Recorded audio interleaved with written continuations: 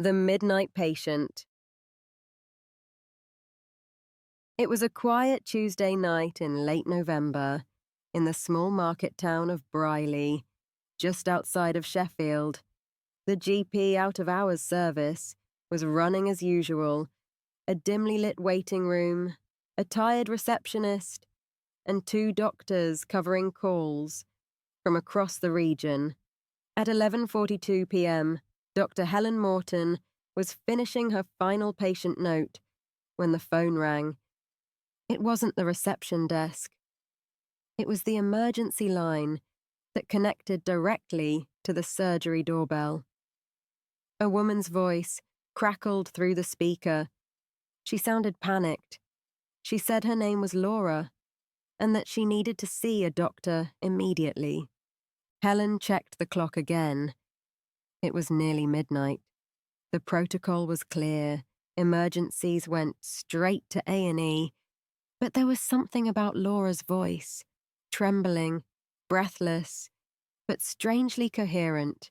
She said, "Please, I think my husband's been poisoning me."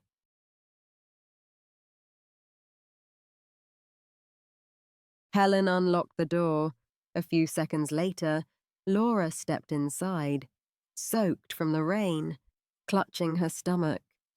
She looked pale, exhausted, and frightened. Helen led her into the consultation room.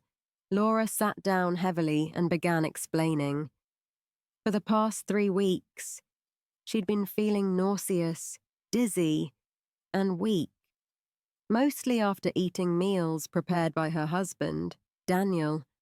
She said she'd been to A&E twice, told it was anxiety or food intolerance, but now she was certain Daniel was trying to kill her. Helen noted the details carefully. Her GP instincts told her the symptoms could have many explanations: viral illness, dehydration, stress. But her gut said this woman was genuinely terrified.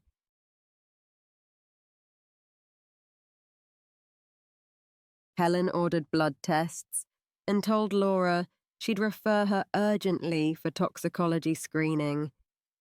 She also advised her to stay somewhere safe for the night. Laura nodded, thanked her softly, and said she'd go to a friend's house. By the time Helen finished writing the note, it was 12:23 a.m. The rain had stopped. Laura had already left. Helen thought little more of it, until 2 days later, when she got a call from the police.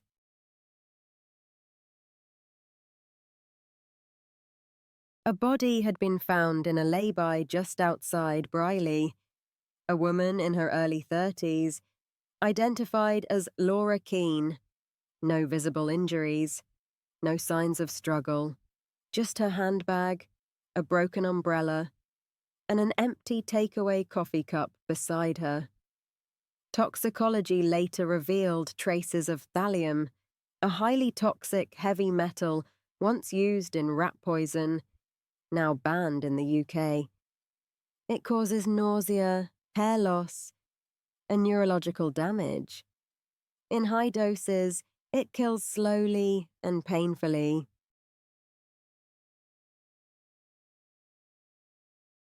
Detective Inspector Mark Glover of South Yorkshire Police led the case. He started by interviewing Daniel Keane, Laura's husband. Daniel was polite, articulate, and oddly calm. He claimed Laura had been emotionally unstable for months, that she'd left home suddenly and refused to answer calls. He said he hadn't seen her since the night she disappeared. But detectives quickly learned that wasn't true. CCTV from a petrol station showed Daniel's car parked near the lay-by at 11 p.m. the night Laura died. He had no alibi.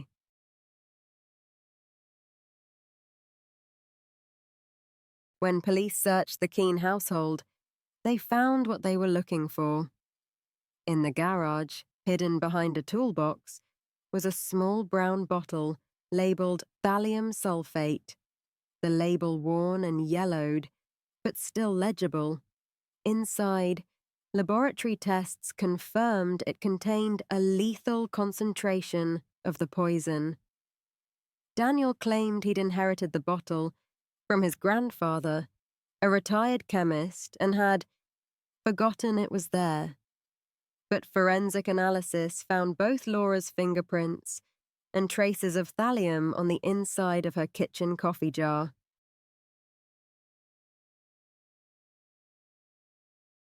What troubled investigators was the timeline.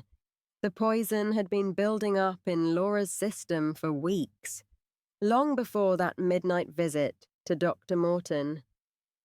If she suspected her husband, why return home that night at all? That question haunted Helen. She'd been the last professional to see Laura alive. And now she realized Laura might have come to her not just for medical help, but for protection.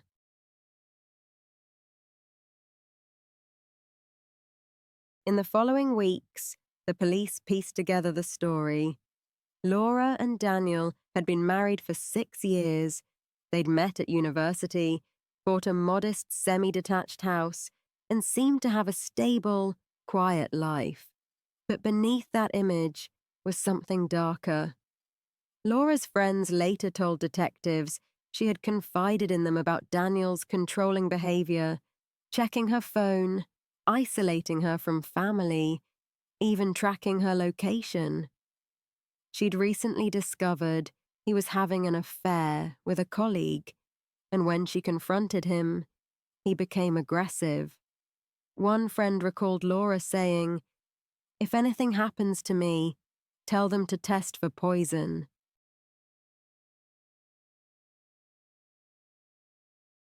As police combed through the house, they found a small notebook hidden in a drawer beside Laura's bed.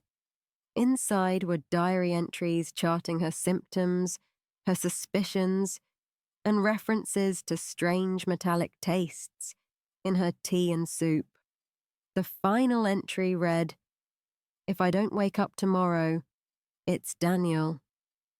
That notebook became the cornerstone of the Crown's case.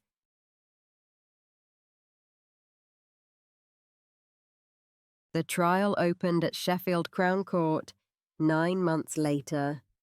Daniel Keane pleaded not guilty to murder, insisting Laura had been delusional and that any poisoning must have been accidental contamination. The prosecution, however, had a meticulous timeline. Between October and November, Daniel had searched online for phrases including slow poison symptoms, painless toxins, and how to detect thallium.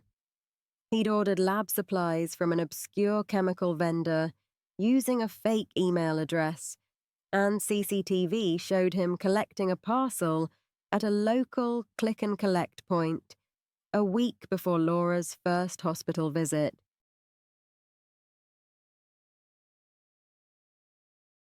Dr. Helen Morton was called as a witness. In court, she described Laura's visit that night, her fear, her symptoms, and her exact words.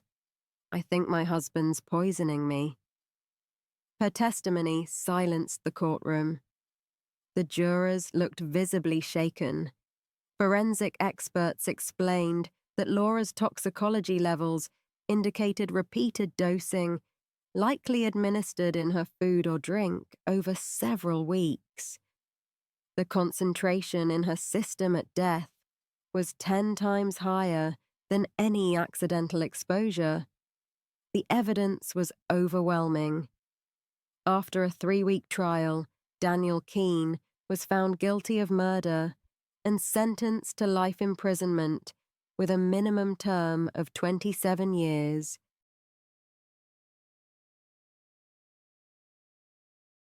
For Helen, the case left a mark she couldn't shake. She'd seen countless patients in distress, but none like Laura. She later said, in a quiet interview, I wish I'd called the police that night. She was sitting right in front of me, asking for help, and I didn't realize she was already dying. The GMC later reviewed the case, not for wrongdoing, but to understand how medical professionals could better spot signs of domestic poisoning, a crime so rare most doctors never encounter it.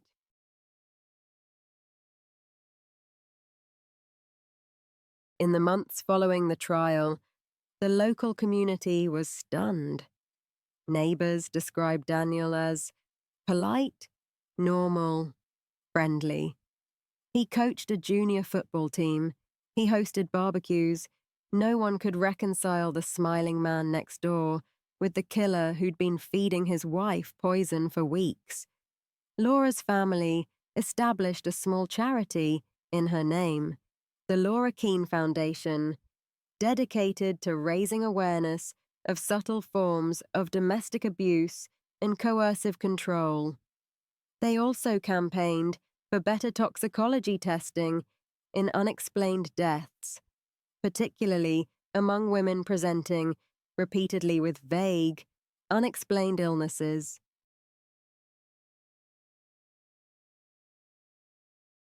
A year after the conviction, Dr. Helen Morton transferred to a new surgery in Leeds. She still keeps a framed photo of Laura on her desk, not as a reminder of failure, but as a promise to listen a little closer, to ask one more question when something feels off. Because sometimes the deadliest crimes don't happen in dark alleys or deserted fields. Sometimes they unfold quietly, over dinner tables, in cups of tea, and in the silence between two people who once said they loved each other.